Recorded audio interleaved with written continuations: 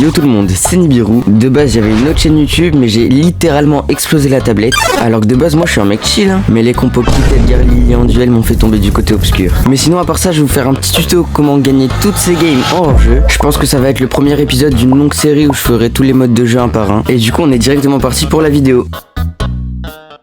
Pour progresser en hors-jeu, il faut prendre en compte deux paramètres, la théorie et le gameplay. Après, il y aura une troisième partie avec des astuces, et la dernière partie, c'est probablement la plus importante. Du coup, je vous spoil pas, on la garde pour la fin. On va commencer par le premier, la théorie, et là, vous allez me dire... Les rappeurs qui se sont fait Jufara. Ah non merde, je me suis trompé d'extrait, attends. Et là, vous allez me dire, mais Nibiru, c'est quoi la théorie? C'est tout simplement les règles que tu dois respecter si tu veux devenir le GOAT en hors-jeu. Et on a tout d'abord les lanes. Pour ceux qui savent pas trop ce que c'est une lane, et ça c'est pour tous les modes de jeu et pas seulement le hors-jeu, imaginez que chaque map de Brawl Stars soit coupée en trois, la droite, la gauche et le mid. Et vous et chaque membre de votre équipe devez rester sur une seule lane. Et vous pouvez en sortir que dans une seule condition. C'est si le brawler ennemi qui est sur votre lane et votre counter. Parce que ouais, si vous jouez Dynamite et qu'en face il y a un Mortis, force à vous allez pas faire long feu. Et dans ce cas là vous pouvez échanger avec votre mate qui est sur la lane d'à côté. Comme ça vous évitera de mourir inutilement. Et si vous vous demandez à quoi elle sert cette règle, elle sert tout simplement à contrôler la map le plus possible. Si par exemple dans votre équipe vous êtes chacun sur votre lane et qu'en face ils sont les trois au mid, vous allez les éclater très facilement. La deuxième règle c'est tout simplement de pas trop s'avancer. Et ça c'est l'erreur que 99% des joueurs font à chaque game. Et je vais pas faire genre, mais moi je le fais des fois. Parce que si tu t'avances trop, tu vas juste mourir à l'infini. Et pour s'entraîner à ne plus trop avancer, je vous conseille de vous forcer à jouer ultra safe, même quand ça sert pas trop à grand chose. Parce que du coup quand vous jouerez sans réfléchir, vous aurez pris l'habitude de jouer safe et vous arrêterez de mourir inutilement. Et la troisième règle c'est plutôt une petite astuce, c'est que si vous êtes en 1v2 ou en 1v3 et que c'est le premier round, la meilleure chose à faire c'est de se suicider dans le poison. Ça peut paraître bizarre dit comme ça, mais en fait ça va éviter de charger inutilement l'ulti de vos adversaires. Parce que si vous êtes en 1v3, vous avez très peu de chances de gagner. Et du coup on va passer directement à la deuxième partie, le gameplay. Le gameplay c'est votre manière de jouer. Si vous foncez tout le temps tête baissée sans trop réfléchir, vous avez un gameplay plutôt agressif. Je pense que vous avez compris. Et pour améliorer son gameplay, il y a deux choses ultra importantes, les dodges et l'aim. Les dodges c'est comment vous esquivez les attaques de vos adversaires, et l'aim c'est votre capacité à bien viser pour toucher l'ennemi à chaque fois. Pour améliorer ces dodges, il n'y a pas beaucoup de solutions. D'abord vous allez devoir créer une map de prime 100% vide. Pour ceux qui savent pas comment on fait, vous cliquez sur les trois petits traits là, et après vous cliquez sur ce bouton. Une fois que vous avez votre map de prête, vous allez dans combat amical, et vous invitez un pote à vous à qui vous demandez de prendre un brawler qui tire des balles une par une, comme Brock ou Piper, mais vraiment le meilleur brawler pour ça c'est Brock. Et vous prenez un brawler comme Max qui peut se déplacer vite, et vous allez juste demander à votre pote de vous tirer le plus possible dessus, et votre but ça va être juste d'esquiver toutes les attaques. Pour bien esquiver, je vous conseille pas de vous mettre au corps à corps parce que vous aurez pas le temps de réagir,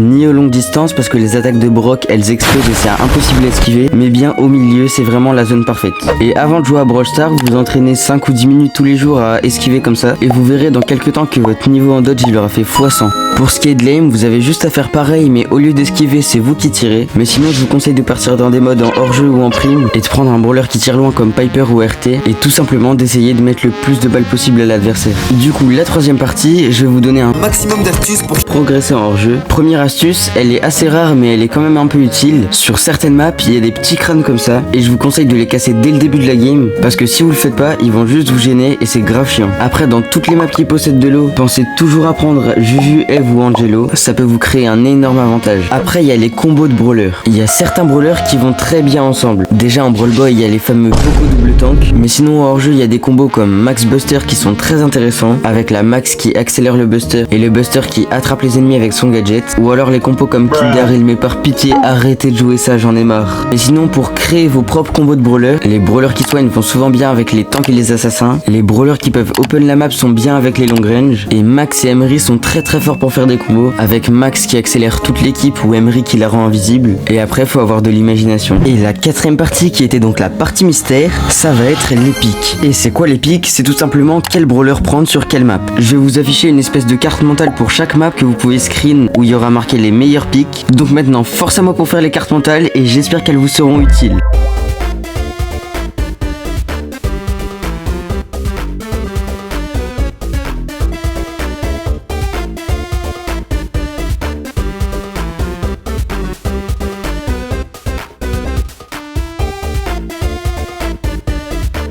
Et c'est tout pour les maps. Avec le montage, les voix off, etc.